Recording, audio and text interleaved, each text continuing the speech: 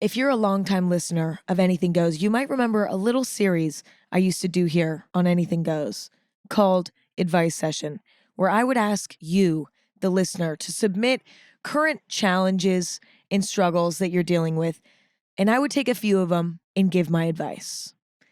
I think the reason why I stopped doing this series was because I had imposter syndrome about whether or not I had the credentials to give advice. I don't. I still don't. Nothing has changed. I have absolutely no credentials now, and I had absolutely no credentials then. However, I enjoy giving advice. I don't know why. Maybe it's some sort of maternal instinct inside of me that makes me excited about giving advice, but I enjoy it. And so we're bringing it back. Okay, we're bringing it back. I posted on the Instagram at Anything Goes. Submit your current challenges. What's happening? What do you want advice on from me? And a lot of you responded, and we got some great ones, okay? And so today, I'm going to be giving you my unprofessional advice based on my own life experience. Take it with a grain of salt, but also my intentions are good, okay? My intentions are great.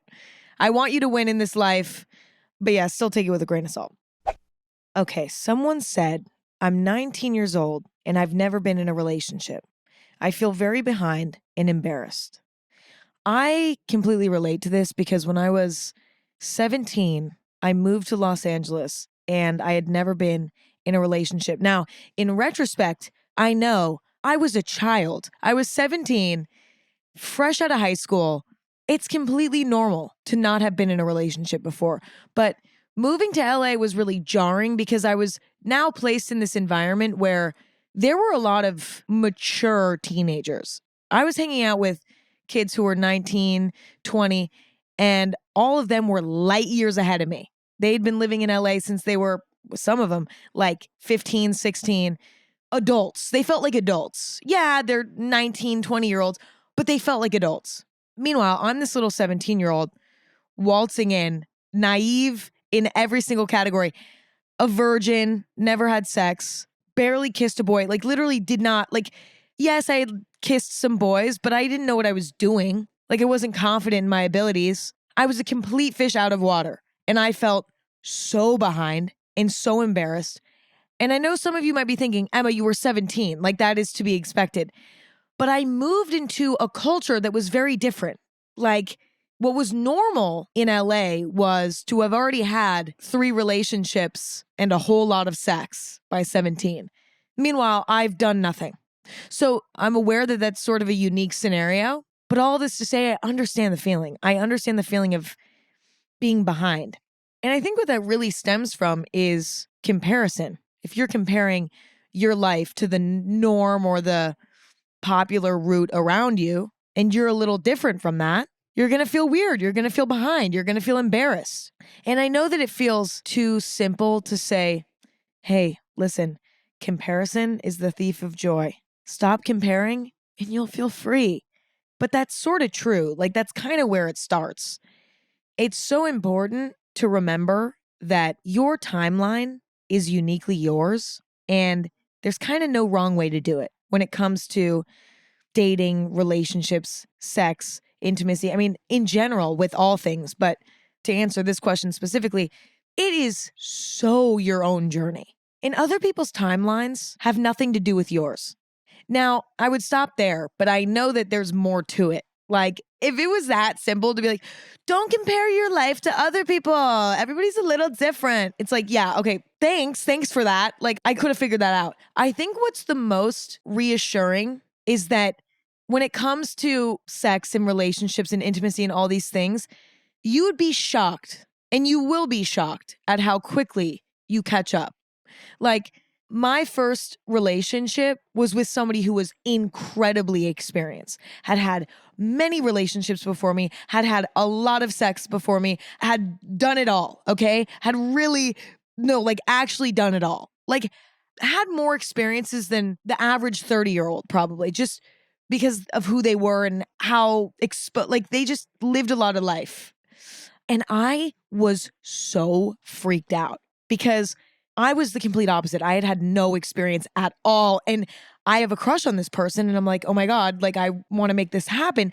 but I don't know what to do. And they're so experienced and I'm completely inexperienced. What the fuck am I going to do? This person's not going to be attracted to me because I actually have never done anything. It's going to be so embarrassing. I'm going to be shaking. I'm going to be scared. And guess what? I was. Okay. I remember the first week that relationship became intimate. I was in shambles. I had no idea what to do. And you know what? This person was patient with me because they cared about me and they didn't judge me, which I'm so grateful for. That's very nice of them. And by the end of the week, it was like, I knew what was up. There was no problem. I got caught up quick. Like, I think the key is communication. And I think that that's why it wasn't weird for me, was because I was like, listen, you're a lot more experienced than me. So you're going to have to be a little patient with me because I don't know what the fuck is going on. And you're going to have to help me learn along the way. There are a lot of things that you understand that you've already experienced that I am just now experiencing for the first time. Hold my hand through this experience, you know? Like, be on my team for this, right? And I think if you're honest about that, it just takes all the weirdness out of it, really.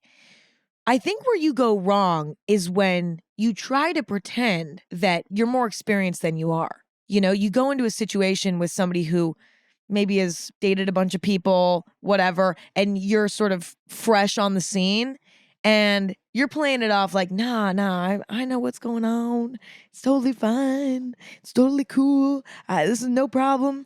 I've been here before. I've done this. And it's like, no, you fucking haven't. And that's fine. But you just have to say that or else you're setting an expectation for people like, oh, this person maybe has equal amount of experience to me. And then that's when it gets awkward. You're not going to ruin anything by being inexperienced. I think the only time you ruin anything or make things weird is when you aren't honest. I wish that I would have taken the pressure off of myself when I was younger to have my first relationship, have sex, do all these things. I wish I would have taken the pressure off of myself and just trusted that it was going to come at the right time, because it did for me. In the period of my life when I was rushing it, say in high school, I was miserable. Everything went wrong. It was chaos. You know, I'd like go and make out with a boy and I was too scared and I didn't trust the boy. And I would like try to make out with the most popular boy I could find that would like, well, not that like I would find, I would never seek it out. I'd wait for them to, but like I was always striving for the wrong guy, just trying to prove to myself that I could do it. And it would always end up destroying me mentally because I was just trying to rush the process. I wasn't just letting it unfold naturally. Like I would have been completely fine had I skipped out on all of the shitty high school bad hookups and just waited for my first relationship to do everything. Like I would have been fine. And it would have saved me a lot of grief. And you learn quickly. You figure it out. Like we as humans just, we're built to do this shit. You know what I mean? And so there's something to be said for just trusting yourself. It's never too late. There's nothing to feel behind about. There's nothing to feel embarrassed about. Your first relationship is coming, and it'll come into your life when the universe decides, if you believe in the universe or some sort of pull, some sort of spiritual presence in the world. The universe will bring that to you when it's time. I really believe that. Now, you might not believe that, and that's totally fine. I'm not religious, but I do believe that things like this just tend to unfold almost in a divine way. Like in retrospect, my relationship timeline unfolded so beautifully. You know, like I feel like my first relationship came at the right time in my life. And then every relationship following that has come at the right time in my life and has ended at the right time in my life. And so I just tend to trust at this point. But there's nothing to be embarrassed about. In fact, if it makes you feel better, you could even be kind of silly about it. Like make a joke about it. Fuck it. Make light of it. Own it.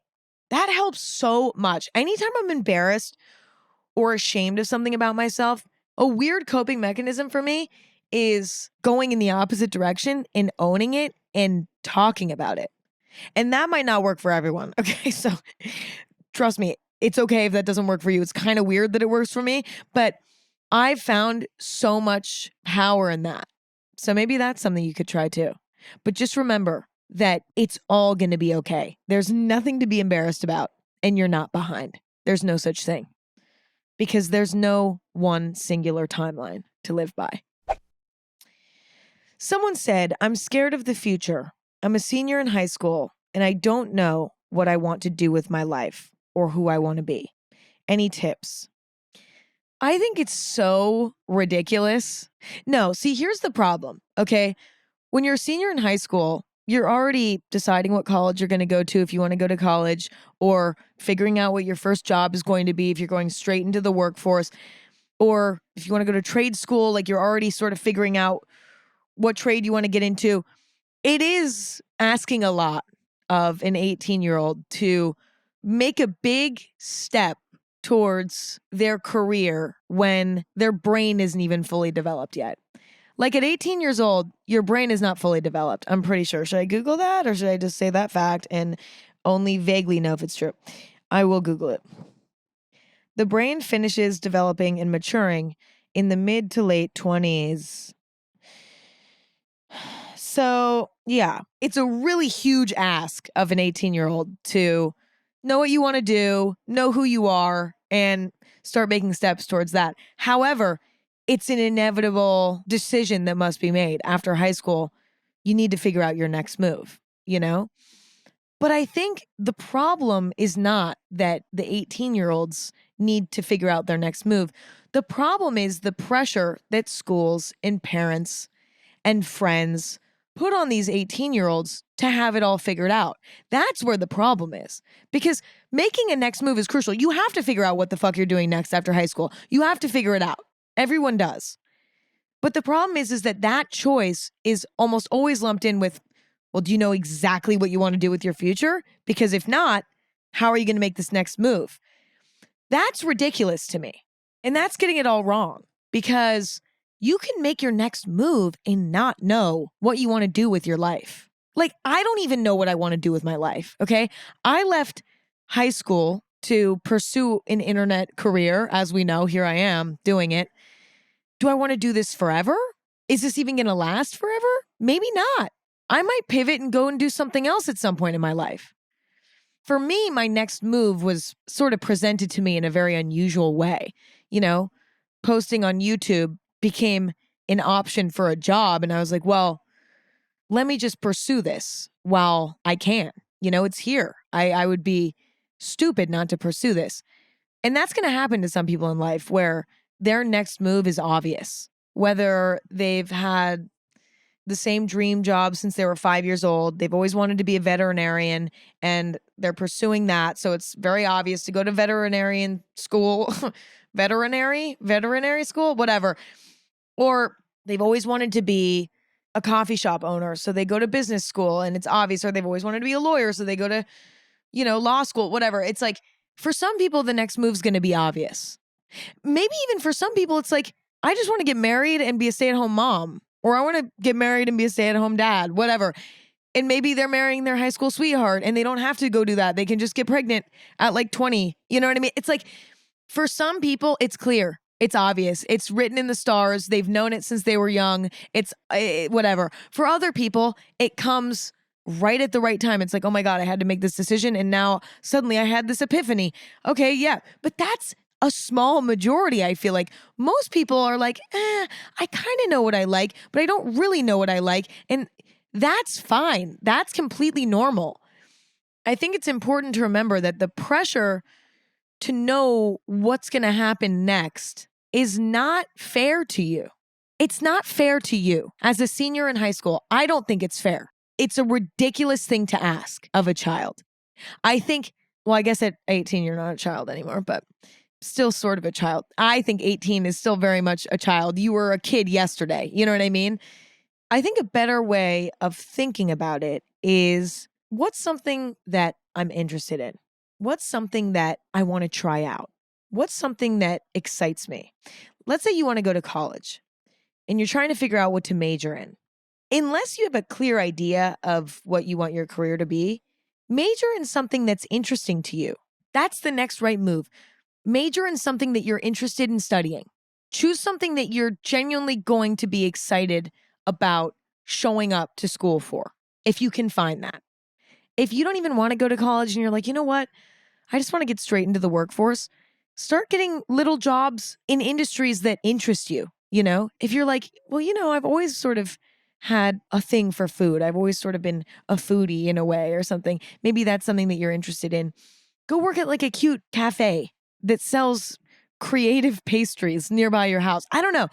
These are very simplified examples, but take the pressure off to see 10 years down the line and think about right now. What's interesting to you right now?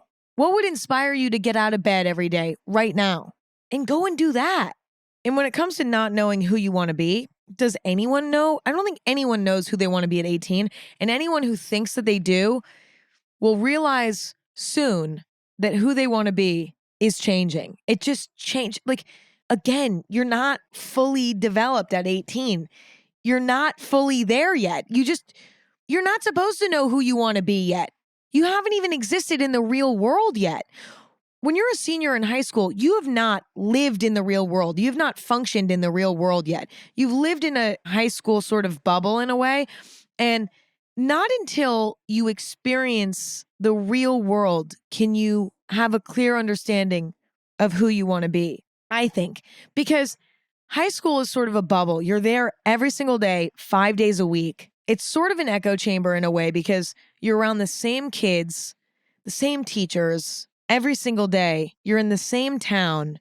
It's sort of an echo chamber. Not until your community becomes the world when you graduate high school can you gather enough information to know who you want to be. Like when I left high school and I came to LA and I started meeting so many different types of people, and when I started traveling a bit more and meeting all different types of people, only then was I like, okay, now I'm starting to gather information and a well-rounded amount of information. When you're stuck in that bubble, you cannot gather enough information to figure out who you want to be. It's impossible. Not until you're just in the world. I mean, don't get me wrong. There are some very worldly high schoolers, and don't let me take that away from y'all. But I just think for the most part, you're in a bubble in high school. You need to gather more information. You haven't lived enough life yet to know who you want to be. Okay, the next person said something similar, however, a little different. I'm starting my 3rd year of college and still don't know what I want to do with my life. Obviously, everything I just said for the last person applies here, but I think the difference here is that towards the end of college, the pressure, I imagine, grows even more to know what the fuck is going to happen next. But my argument still stands that it's ridiculous to expect someone in their 20s, early 20s, to know exactly what they want to do with their life. You're still a kid. Not really, you are an adult. But like, I don't know. It's still a lot to ask of someone in their early 20s to know exactly what they want to do with their life. And I think the same advice applies here. What's the next most interesting, inspiring thing that you can find? It might not be ideal. It might not be where you want to stay forever, but what's the best next option? You know what I mean? I also feel like a lot of confusion about one's future in today's day and age. I think there's this societal pressure to find this sparkly, shiny career and have that be one's purpose. And don't get me wrong, I think that that can be someone's purpose and that can end up being the conclusion that is came to. However, it doesn't need to be sparkly to be right for you. I think that that's where people forget to look when they're trying to figure out, okay, what's my passion or what's a job that I think would enhance my life in some way. People tend to overlook the less shiny options. And I think that that's where a lot of people get lost. I also think people fail to ask themselves, what do I actually enjoy doing? Like when I think about the bare bones of what I personally enjoy doing, like the most generic explanation of what I personally enjoy doing, nothing specific, no specific sort of actions, but just overall in life, what do I enjoy doing? What are my hobbies? I like telling stories, for one. I also like organizing things. I kind of like solving puzzles sometimes, like not actual puzzles, but solving a puzzle of a problem. And I like comforting people and making people feel good. Okay. Those are the things that I like to do. I like those things. And being aware of those things helps me make decisions in my life, but more specifically in my career, because I know that those are things that I like. So I go towards things that allow me to utilize those skills and those things that I enjoy. I think that that's a great starting point to be like, okay, most basic question ever. What do I like doing? Do you like movement? Like, do you like moving your body? Do you like talking to people? Do you like getting into the flow state and like grinding solo on a project? Like, what do you like? The answer to the question is not as specific as like, well, I like going shopping for groceries and it's even more stripped down than that. It's like, I like being told what to do and having a set of instructions and completing it. It's something like that. You see what I mean? That is a great place to start when you're trying to figure out what your next move is. And then from there, you can find things that fall into those categories and you can try those things out. And again, they might not be the most sparkly option. They might be the most sparkly option. It might be something very, very impressive, like starting an entrepreneurial endeavor, but it also might be something that's a little less societally sparkly. It might be something like, I don't know, it's not societally sparkly. It might be something like working for a garbage company or something. Like, it doesn't matter, but it's like what utilizes the part of your brain that you like to utilize, and start there. And also just know that it's never too late to pivot. Okay. My dad's a great example of this. He was in a band. I've done an interview with him if you want to go listen to that, but he was in a band in his 20s, I believe. And that was potentially going to be his career. But then he ended up not doing that. And then he got into construction work, and he was doing construction work for a while. And then he eventually became an electrician when I was a kid, up until I was honestly like a tweenager, probably. And then eventually he became a full-time artist, oil painter. And he started oil painting when I was a baby. Like, he started when he was probably 35, I think, or 32, in his 30s. He started in his 30s, long after college. And like, he doesn't care about how much money he makes doing art. He doesn't care that maybe it's less than if he had another job. He doesn't care because this is ultimately what he enjoys doing. And he got to where he is now by just taking the next most appealing step. He didn't have this grand plan to become a full-time painter. It happened. If somebody would have told that to him when he was like 20, he would have been like, what the fuck are you talking about? I'm not a great artist, you know? But now he's an amazing artist because he just fell into it. I don't know. So I think that it's important to remember that things can change. Like, you don't have to have it all figured out in your 20s. You don't have to have it all figured out in your 30s. Some people figure out what they really like to do in their 50s. But in the meantime, it's about just finding something that you enjoy in some way, at least. Next, someone said, dude, my life looks so different than what most people want. Is that okay? Of course that's okay. It's so hard to take the traditional life trajectory off of the pedestal and to sort of unlearn it and realize that we're all on our own journey, and it's going to look different for all of us, and it should look different for all of us. And that's okay. But my God, is it challenging, because we see a certain trajectory praised online and in our communities. You know, if you're from maybe a smaller, more traditional town, what's praised is school, and then more school, and then job, and then married, and then kid, and then retire, and then die. Simple, traditional, easy, timeless, iconic. Everyone's doing it. You know what I mean? It's like that is what is praised and rewarded a lot of times. And then on social media, I feel like the lifestyle that's, I don't know. I mean, it depends on what corner of the internet that you're in, but I think what tends to be praised is sort of the opposite. Like entrepreneurship, being independent, not getting married, not having kids, making a lot of money. That tends to be the lifestyle that is praised. Not always, I guess. I don't know. It depends. The internet is just so vast that it's hard to say, but I see that a lot. But all of this to say, I think it's fucking cool when the life that people desire is different than the average. I think that that's cool. I also think it's cool when people want to go the average, not even average, I'm the common route, I even think that that's cool too. There's no right or wrong way to live your life. As long as you're working towards a fulfilling life in one way or another, and that can look a trillion different ways. You can find fulfillment from your career in some ways, in some circumstances. You can find fulfillment from family. You can find fulfillment not from your job at all. Your job is just something you do from 9 to 5, but you find fulfillment in your friendships or in your hobbies. You know, you might find fulfillment from a mixture of everything. You might find that you don't even want to have a job and you just want to marry someone who's rich and you want to be done. Like, it doesn't matter. Who fucking cares? As long as you are taking steps towards a fulfilling life, there's no wrong way to do it.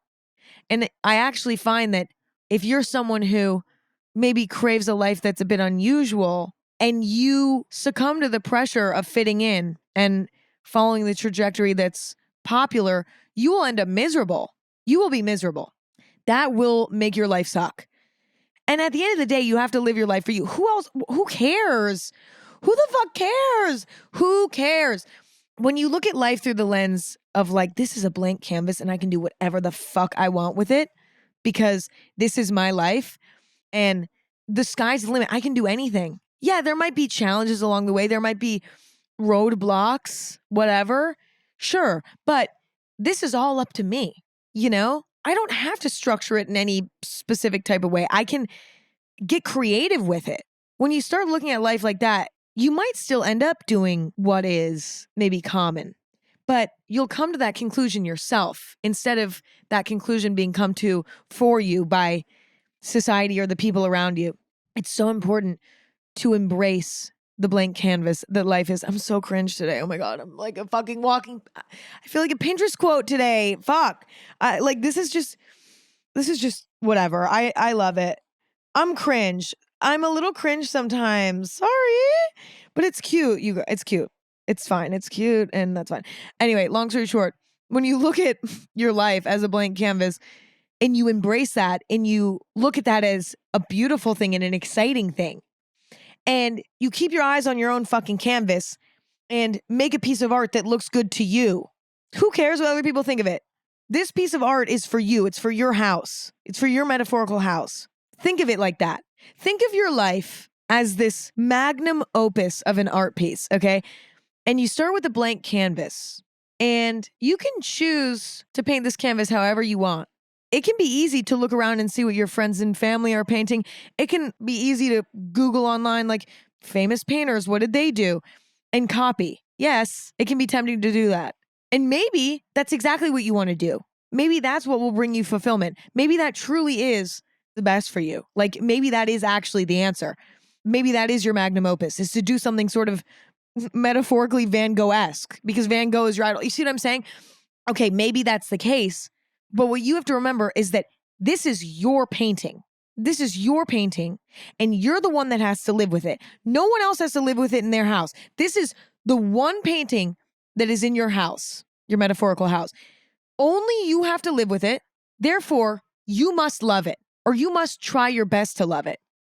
And every single day, you can add a little bit more paint, or you can scrape off a chunk of paint because you didn't like that chunk. Every day, you're adding to this canvas. But you have to like it. It has to be painted for you. Yeah, other people are going to see it when they come over to your house. But guess what? They leave your house. You're stuck in your house. It's your house. You live there. So you have to like it. Do you get what I'm saying? We feel pressure because it's like, oh, other people come over to the house and they see the painting. And like, oh, my painting's kind of weird. Like it's different. But it's like, that's what makes it cool though. You'll be shocked at how many people will come in and see your weird painting and be like, that's actually fucking cool though. Like, I don't know, that metaphor, that's all I have to offer, okay, with that one. But I hope that was helpful. Okay, and last one of the day, someone said, how to genuinely stop caring what other people think and do what you want in life. In my experience, what's helped me sort of stop caring about what other people think is to make myself proud. If I'm proud of myself, then I don't give a fuck what other people think. And this is naturally a bit harder for me personally because I have horrific imposter syndrome. It's better now. than it used to be. And I actually have an episode about that if you want to go listen. But if I'm making myself proud, then I don't care what other people think. Now, the sneaky thing is that we can be in search of making ourselves proud in the wrong areas. For example, for me, being successful in my career doesn't really make me feel proud of myself, unfortunately. It just doesn't. Because, yeah, if you look at it on paper, it's great. Maybe that's great. It is great. That's great. But that doesn't, for some reason, and don't get, relax, that does not fulfill me. That's not what fulfills me. I don't look in the mirror and feel proud of myself because my career on paper looks like a success in many areas. That does not fulfill me. That does not make me feel proud. Okay? What makes me feel proud is when my work ethic is on point, when I'm working hard and I'm proud of how much I'm working. Also, when I'm doing good in some way for the world, that makes me feel proud. Being a good person makes me feel proud. When I treat other people kindly and I'm fair and I'm reasonable. And listen, I'm not great at all this all the time. Sometimes my work ethic is shit. Sometimes I'm a piece of shit. I'm like calling my friends or like calling my parents or whoever. And I'm like in a phase where I'm just being negative and I'm talking shit and I'm just like a piece of shit. You know what I mean? We all have phases like that. This happens. That's fine. But I know that that's what makes me proud of myself is when I'm working hard and I'm being a good person. And that's when I'm the most proud of myself. And in those moments, I don't give a fuck what other people think. But when I'm slacking in those areas that I know make me feel proud of myself, that is when I start caring what other people think. To me, being a good person overall and doing my best, that sets me free. Because at the end of the day, being a good person and having a good work ethic, all of these things, they are far more important in the grand scheme of life than anything else. It's honestly the most important thing. And if you have that, then you can have a failing career at a given moment. And it doesn't matter because you're a good person and you're working hard and you're trying your best. And that is the ultimate challenge. That's maybe why it's the most, fulfilling thing is because we're all on an even playing field there as humans. Being a good person, anyone and everyone can be a good person today. There's no barrier to entry. I mean, there is at times, depending on, your challenges maybe growing up. I mean, don't get me wrong. There are, I guess, some barriers to entry. However, everyone can do it, yet it's so challenging to do the right thing and to make yourself proud. It is so hard, yet anyone can do it. And that's why it's so effective, I think, because it's something that we can all do. And it does set you free. Anyway, so that was my little advice for today. Hey, I hope you enjoyed it. And maybe you got something from it. Maybe you didn't. Maybe you didn't at all. Maybe you disagree with my advice. And if that's the case, that is totally fine. If you want to be included in a future advice session, go check out the Anything Goes Instagram at Anything Goes. And you can DM anytime. But also, we post on stories every once in a while. And specifically ask for more current challenges. So either way, send them in and get my unprofessional advice. If you enjoyed this, new episodes of Anything Goes every Thursday and Sunday. Video episodes are exclusive to Spotify, but you can stream anywhere that you get podcasts. You can follow me on Instagram too if you want to keep up with me at Emma Chamberlain. You can check out my coffee company. If you live in the US, we might be in a store near you. So go check out the store locator on chamberlaincoffee.com, or you can just order it and it'll come straight to your door. Also on chamberlaincoffee.com.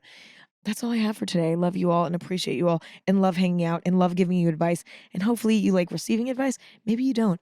Sometimes I hate receiving advice, but I kind of like to hear advice. And then I just choose little bits and pieces that apply to me. So, anywho, okay, that's all I have. I love you all. Talk to you very soon. Bye.